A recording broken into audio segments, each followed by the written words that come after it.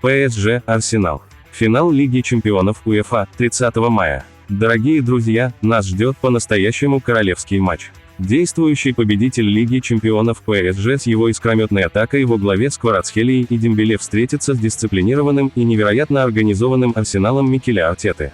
Французы обладают ярким индивидуальным мастерством и высоким прессингом, в то время как канониры демонстрируют железную оборону и умение идеально использовать контратаки.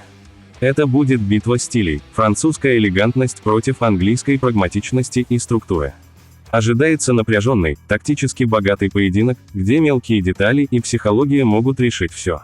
Мое мнение, ПСЖ выглядит чуть предпочтительнее в атаке, однако Арсенал чрезвычайно устойчив в важных матчах и обладает одной из лучших оборонительных линий Европы.